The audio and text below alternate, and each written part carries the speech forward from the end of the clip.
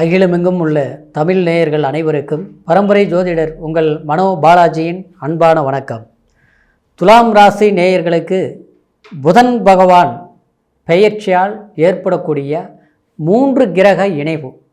இந்த இணைவுனால் உங்களுக்கு எந்த அளவுக்கு மேன்மையான ஒரு பலன்கள் அமையப்போகுது அப்படிங்கிறது பற்றி தாங்க இந்த பதிவில் இப்போ நம்ம பார்க்க போகிறோம்.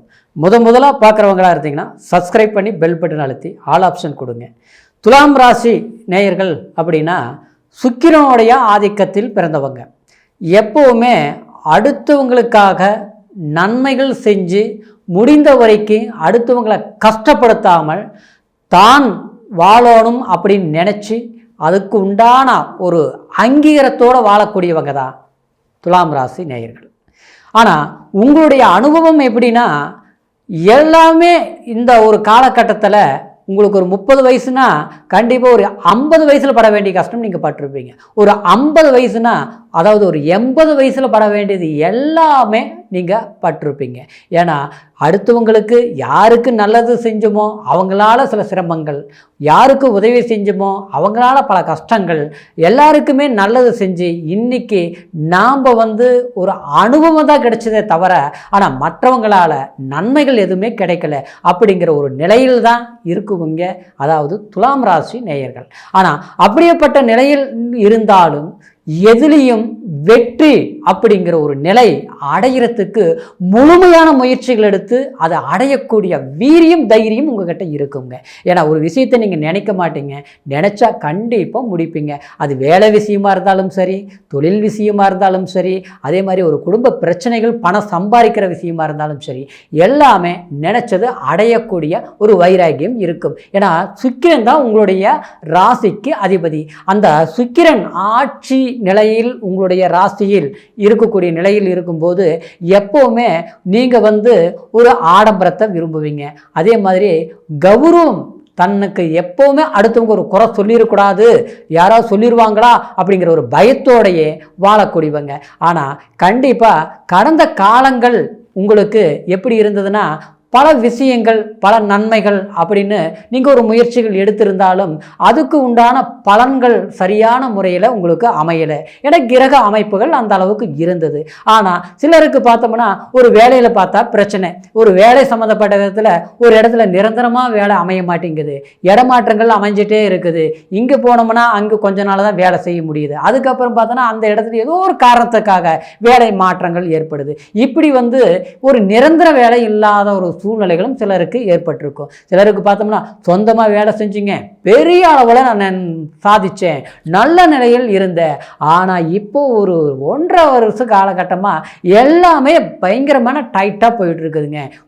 தொழிலில் இம்ப்ரூவ்மெண்ட் தெரியல, முயற்சிகள் எடுக்கிறேன் ஆனால் போட்ட முதல் எடுக்க முடியல, லாபங்கிறது குறைவாக இருக்குது. அப்படியே வர்ற லாபம் என்ன ஆகுதுன்னா அடுத்தவங்களை நம்பி கொடுத்து இன்னைக்கு அதை வச்சு மற்றவங்க வாழ்ந்துட்டு இருக்கிறாங்க. ஆனால் தன்னால் மற்றவங்க வாழ்ந்துட்டு இருக்கிறாங்க, ஆனால் தான் வாழ முடியல. நான் எதிர்பார்த்த ஒரு திருப்தி கிடைக்க மாட்டேங்குது, பொருளாதார வளர்ச்சி அடைய முடிய மாட்டேங்குது. அப்படிங்கிற ஒரு சூழ்நிலைகள் எல்லாமே அதாவது துலாம் ராசி நேயர்கள் கண்டிப்பாக பாதிக்கப்பட்டீங்க. ஆனால் இந்த நிலையிலிருந்து மாறுதல் கிடைக்குமா, மாற்றங்கள் அடைய முடியுமா அப்படிங்கிற அந்த முயற்சிகள் எடுத்தாலும் முன்னேற்றம் இல்லை. ஆனால் அந்த வாய்ப்பு இந்த கிரக பெயர்ச்சிகள் அப்படின்னா ஒருத்தருடைய வாழ்க்கையில் சிலருக்கு பார்த்தோம்னா ரொம்ப எப்படியே இருப்பாங்க, ரொம்ப கஷ்டப்பட்டுட்டு இருப்பாங்க. திடீர்னு பார்த்தோம்னா ஒரு பெரிய வளர்ச்சியாக இருக்கும், அசுர வளர்ச்சியாக இருக்கும். எப்படி இப்படி முதல்ல ரொம்ப இதாக தான் இருந்தாங்க, இப்போ பார்த்தோம்னா ஒரு பெரிய நிலையில் இருக்கிறாங்களே அப்படின்னு நம்ம ஆச்சரியப்படுற அளவுக்கு அவங்களுடைய வாழ்க்கை தரம் உயர்ந்திருக்கும். அதாவது பொருளாதார வளர்ச்சி இருந்திருக்கும். அதெல்லாம் காரணம் என்னென்னா, அதாவது கீழ்நிலையிலிருந்து மேல்நிலைக்கு போகிறதும், மேல் வசதி வாய்ப்புகளோட செல்வாக்கோட இருந்து அதாவது கொஞ்சம் நிலை கீழ்நிலைக்கு வர்றதுக்கு இந்த கிரக பெயர்ச்சிகள் தாங்க அதுக்கு காரணம். நேரம் நல்லா இருக்குது அப்படிங்கிறது எதை வச்சு சொல்கிறோம் அப்படின்னா இந்த கிரக பெயர்ச்சிகள் வச்சு தாங்க சொல்கிறோம். அப்படின்னு பார்த்துட்டோம்னா உங்களுடைய ராசிக்கு 11ஆம் அதிபதி அதாவது சூரிய பகவான் உங்களுடைய ராசிக்கு கரெக்டாக 9ஆம் இடத்துல பாக்யாதிபதி ஸ்தானத்தில் வந்து உட்காருதுங்க.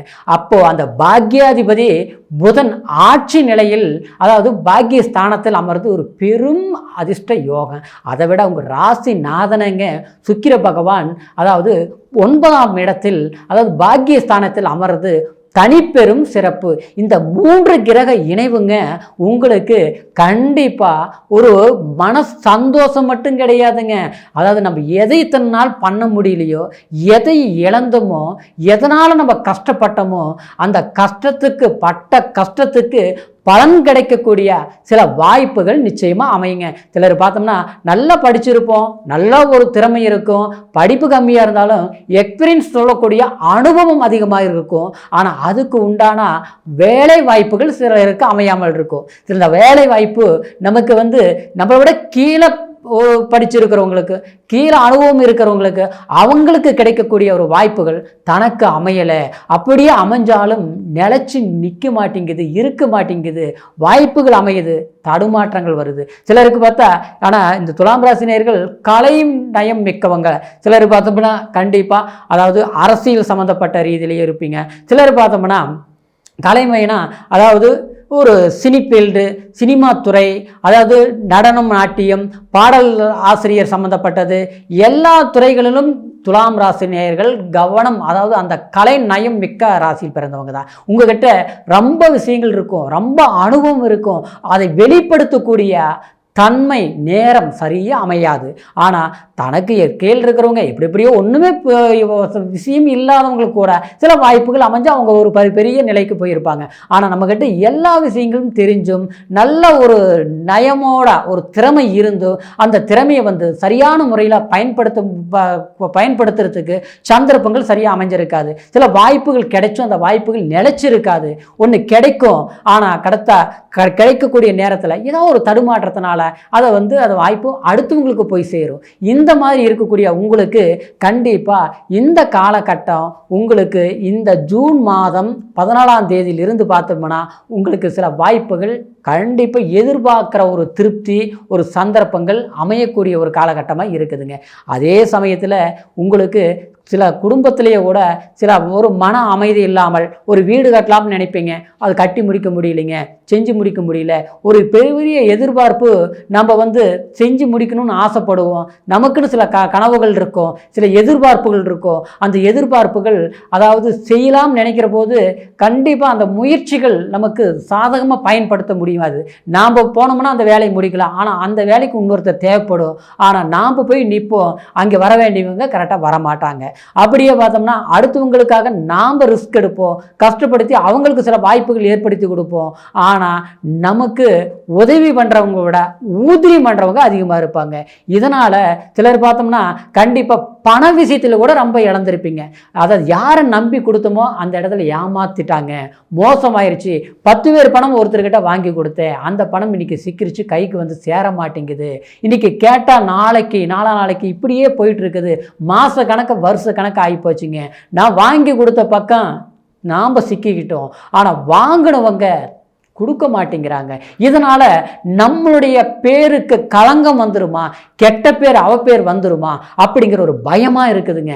அப்படிங்கிற ஒரு தடுமாற்றமான ஒரு இக்கட்டான சூழ்நிலைகள் துலாம் ராசி நேயர்கள் சந்திச்சுட்டு தான் இருக்கிறீங்க. ஆனால் இந்த பணப்பிரச்சனையில் இருந்து, வேலை சம்பந்தப்பட்ட சில சிக்கல்களில் இருந்தும் தீர்வுக்கு வரக்கூடிய ஒரு காலகட்டமாக இருக்கிறதுனால இந்த நேரத்தில் முயற்சிகள் எடுங்க. கண்டிப்பாக உங்களுக்கு சாதகமான வாய்ப்புகள் கண்டிப்பாக அமையும். குறிப்பாக சொல்லப்போனால் ரியல் எஸ்டேட் பண்ணக்கூடியவங்க, அதே மாதிரி இடம் சம்மந்தப்பட்ட தொழில் பண்ணக்கூடியவங்க, அவங்களுக்கு எல்லாமே ஒரு பெரிய ஆதரவு, அதாவது ஒரு பெரியவங்களுடைய நட்பு கிடைக்கக்கூடிய சந்தர்ப்பங்கள் அமையும். அதனால் ஒரு தொழில் வளர்ச்சி ஆகும், ஒரு பிஸ்னஸ் முடிச்சு கொடுப்பீங்க. அதே நேரத்தில் வந்து ஒரு வேலையே வந்து ஆரம்பத்துலேருந்து பேசிகிட்டு இருக்கிறோங்க, அது முடியவே இல்லை, இழுப்பறியாகவே போயிட்டு இருக்குது அப்படிங்கிறத ஒரு வேலைகள் கண்டிப்பாக இது முடிக்கக்கூடிய ஒரு காலகட்டமாக அமையுங்க. சிலருக்கு பார்த்தோம்னா அரசாங்க வேலையை எதிர்பார்த்துட்டு இருக்கிறேங்க, ஆனால் 2 முறை 3 முறை எக்ஸாம் எழுதுனேன், அதை கடைசியில் பார்த்தா அது 1 மார்க்கில் போயிடுச்சு, 2 மார்க்கில் போயிடுச்சு. எதிர்பார்க்குற மாதிரி திருப்தியான ஒரு இது அமைய மாட்டேங்குது அப்படிங்கிறவங்களுக்கு கண்டிப்பாக வேலை வாய்ப்பு சம்மந்தப்பட்ட விதத்தில் கண்டிப்பாக சிறப்பாக அமையுங்க. சிலருக்கு இடம் மாறி தொழில் பண்ணலாமா, வெளியூர் போகலாமா, வெளிநாடு போகலாமா, வெளிநாடு சிக்கலாக இருக்குது, பிரச்சனையாக இருக்குது, சரியான வேலை அமைய மாட்டேங்குது அப்படிங்கிறவங்களுக்கு கண்டிப்பாக வேலை சம்மந்தப்பட்ட ரீதியில் உங்களுக்கு ஒரு நல்ல சிறப்பான அமைப்பு அமைஞ்சே தீருங்க. குடும்பத்தில் இருக்கக்கூடிய பிரச்சனைகள் கண்டிப்பாக தீரக்கூடிய ஒரு வாய்ப்புகளாக இருக்கும். திருமணம் சார்ந்த விஷயங்கள் தள்ளி போயிட்டு இருக்கக்கூடிய விஷயங்கள் கண்டிப்பாக திருமணம் வாய்ப்புகள் ஒரு நல்ல பலன்களாக அமையும். அதனால் இந்த காலகட்டத்தில் முயற்சிகள் எடுங்க. கண்டிப்பாக நம்ம நினச்சதை சாதிக்கக்கூடிய ஒரு காலகட்டமாக இந்த ஜூன் மாதம் 29ஆம் தேதி வரைக்குமே ஒரு குறைந்த நாட்களாக இருந்தாலும் இந்த நேரத்தில் எடுக்கக்கூடிய முயற்சிகள் திருப்திகரமாக செஞ்சு முடித்து எதிர்காலத்துக்கு தேவையான வாய்ப்புகளை ஏற்படுத்தக்கூடிய ஒரு சூழ்நிலை இந்த காலம் உங்களுக்கு அமையக்கூடிய ஒரு வாய்ப்புங்க. அதனால் முயற்சிகள் எடுங்க, வளர்ச்சி இருக்கும். இந்த வளர்ச்சி உங்களுக்கு தேவையான முன்னேற்றத்தை ஏற்படுத்தக்கூடிய இந்த சூரியன் புதன் சுக்கிரன் இந்த 3 கிரக இணைவு சாதகமான காலமாக இருப்பதனால கண்டிப்பாக அருமையான வாய்ப்புங்க.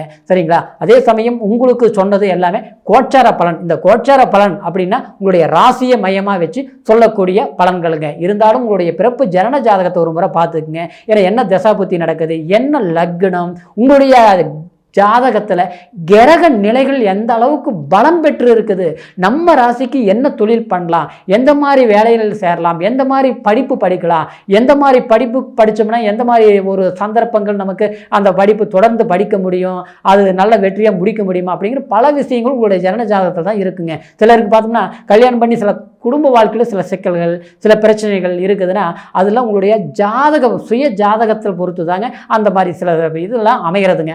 அதனால் உங்களுடைய பிறப்பு ஜனன ஜாதகத்தை ஒரு முறை பார்த்துக்குங்க. நீங்கள் எங்கிட்ட பார்க்கணும்னு நினச்சிங்கன்னா கீழே இருக்கிற நம்பருக்கு ஃபோன் பண்ணி பிறந்த தேதி, பிறந்த நேரம், பிறந்த ஊர் 3ஐயும் தெரியப்படுத்தி பொறுமையான முறையில் அருமையாக கேட்டு தெரிஞ்சுக்கிட்டு எதிர்காலத்துக்கு தேவையான சில வாய்ப்புகளை முயற்சியை எடுத்து அதாவது முயற்சி பண்ணுங்கள். கண்டிப்பாக வளமையான வாழ்க்கை அமையும். எதிர்பார்க்கக்கூடிய சிறப்பான முன்னேற்றங்கள் கிடைக்கும் அப்படிங்கிற ஒரு மன மகிழ்ச்சியோடு மீண்டும் அடுத்த பதிவில் உங்களை சந்திக்கிற வரைக்கும் நன்றி, வணக்கம்.